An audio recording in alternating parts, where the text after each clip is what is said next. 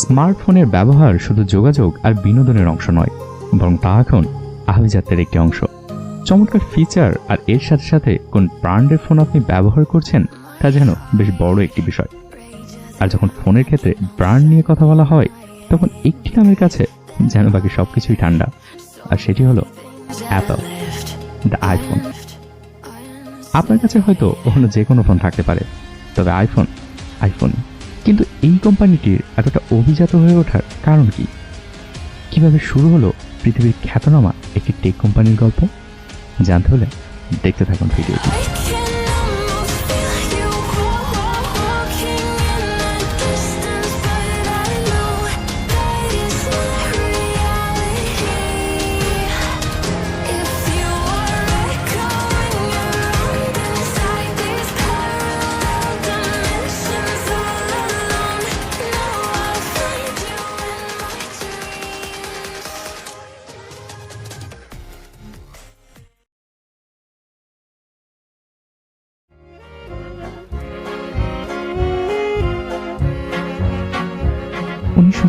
সাল।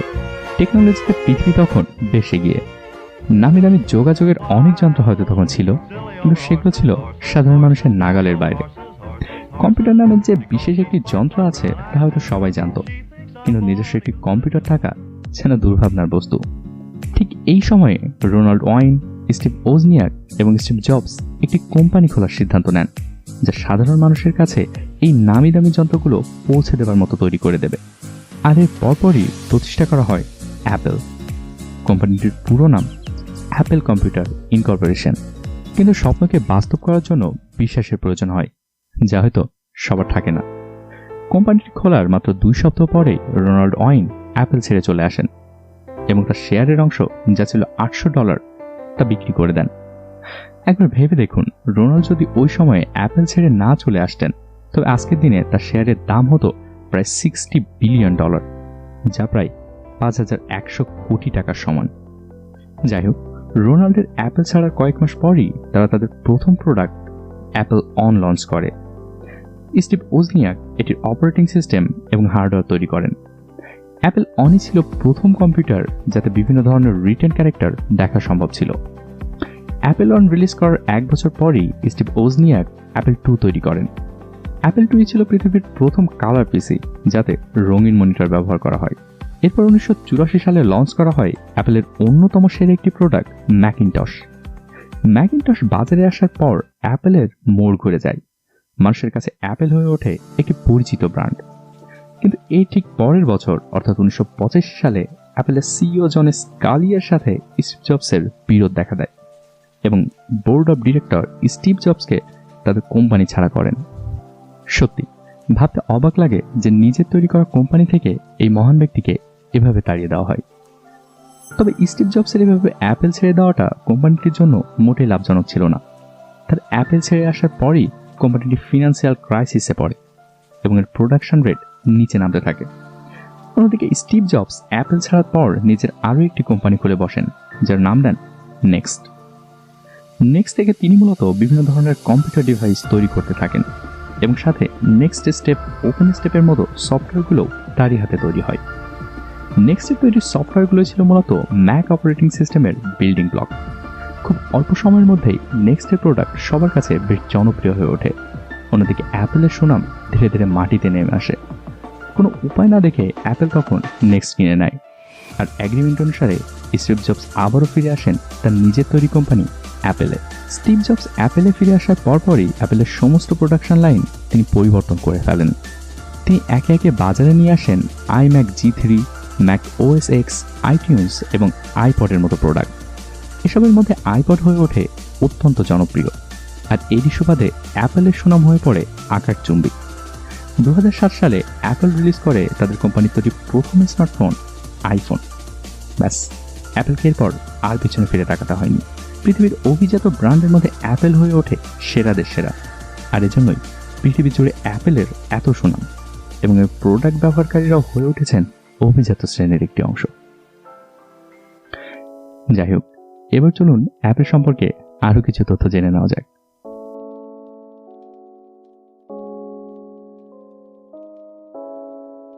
অ্যাপেলের লোগো হয়তো অনেকেরই বেশ কৌতূহলের বিষয়। অনেকে হয়তো প্রশ্ন করেন যে একটি সম্পূর্ণ আপেলের ছবি না দিয়ে কেন অর্ধেক খাওয়া আপেল লোগো হিসেবে ব্যবহার করা হলো। কিন্তু আপনি জানলে বেশ অবাক হবেন যে অ্যাপেলের লোগো ডিজাইনের শুরুতে তারা লোগো হিসেবে বেছে নেন এটিকে, যাতে বিজ্ঞানী নিউটন একটি আপেল গাছের নিচে বসে আছেন। কিন্তু এই লোগোটি পরে বাতিল করা হয়, কেননা লোগোটি ছোট অবস্থায় বোঝার অনুপযোগী হয়ে পড়ে। তাই লোগো হিসেবে বেছে নেওয়া হয় আপেলকে। কিন্তু একটি সম্পূর্ণ আপেলের লোগোকে একেবারে ছোট অবস্থায় অনেকটা চেরি ফলের মতো মনে হয়। তাই আধ খাওয়া আপেলকেই অ্যাপেলের চূড়ান্ত লোগো হিসেবে বাছাই করা হয়, যেটি সব অবস্থাতেই স্পষ্ট যে এটি একটি আপেলেরই লোগো।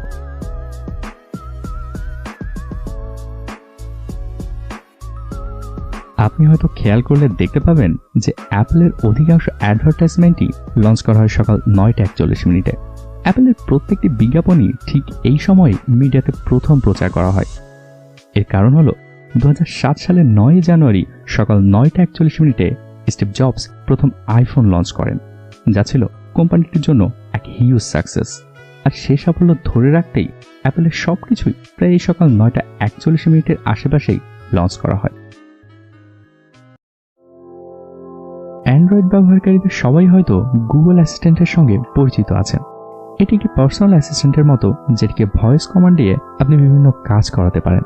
আর ঠিক একইভাবে অ্যাপেল বা আইফোন ব্যবহারকারীরা পরিচিত আছেন সিরি এর সাথে, যা গুগল অ্যাসিস্ট্যান্টের মতোই একটি পার্সোনাল অ্যাসিস্ট্যান্ট।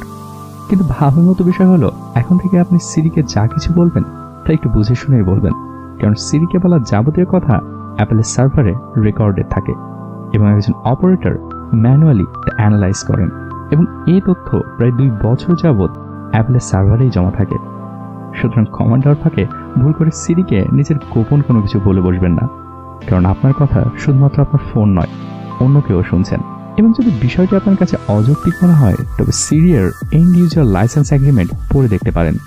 সেখানে স্পষ্টভাবে আপনার কথা রেকর্ডের বিষয়টি উল্লেখ করা আছে। অ্যাপেলের তৈরি সবকিছু যে সবসময় বাজারে রাজত্ব করেছে তা কিন্তু নয়। অনেকে হয়তো জানেন না যে অ্যাপেল একটি গেমিং কনসোলও তৈরি করেছিল। 1995 সালে অ্যাপেল একটি গেমিং কনসোল বের করে, যার নাম দেওয়া হয় অ্যাপেল পিপিন। শুধুমাত্র জাপান এবং ইউএসএতে এই প্রোডাক্টটি লঞ্চ করা হয়।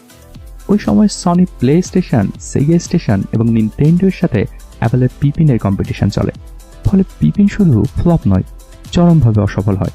1995 সালের সময়কালেই এটির দাম রাখা হয় প্রায় $599 এবং সম্পূর্ণ বাজারজাতকালে অ্যাপেল পিপিন মাত্র 42,000 কপি বিক্রি করতে পারে। 1995 সালে অ্যাপেল পিপিন তৈরি করা সম্পূর্ণ বন্ধ ঘোষণা করা হয়। অ্যাপেলের ফ্যানরা সবসময় একটু এক্সট্রিম হয়ে থাকেন, এবং আপনি যদি একজন অ্যাপেলের ব্যবহারকারী হয়ে থাকেন, তবে নিজেকে দিয়ে হয়তো বিষয়টা একটু বাজিয়ে দেখতে পারেন।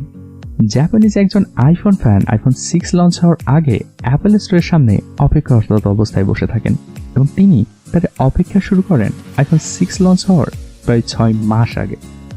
যদিও দীর্ঘ সময় তিনি অ্যাপেল স্টোরের সামনে বসে থাকেননি, কিন্তু তারপরও একটি মোবাইল ফোনের জন্য এভাবে অপেক্ষারত অবস্থায় বসে থাকা যেন এক্সট্রিম ফ্যান্ডমের মধ্যেই পড়ে। যাই হোক, তো এই ছিল আপনাদের প্রিয় ব্র্যান্ড অ্যাপেল সম্পর্কে কিছু তথ্য। এবং মজার বিষয় হলো, অ্যাপেলের পৃথিবী জুড়ে এত সুনাম থাকলেও অনেকের কাছেই এখন Apple just West of money. কারণ অ্যান্ড্রয়েড বা অন্য কোনো প্ল্যাটফর্মে যে সকল সেবা বিনামূল্যেই পাওয়া যায়, অ্যাপেলের ক্ষেত্রে তা ব্যয় সাপেক্ষ। যাই হোক, আপনার প্রিয় এই ব্র্যান্ড সম্পর্কে আপনার মতামত আমাদেরকে কমেন্ট করে জানাতে পারেন, এবং ভিডিওটি শেয়ার করতে পারেন আপনার আইফোন লাভার বন্ধুদের। আর চ্যানেলটি সাবস্ক্রাইব করে রাখুন এমন আরও অনেক ভিডিও পেতে। ভালো থাকুন সবাই, সুস্থ থাকুন সবাই। ধন্যবাদ।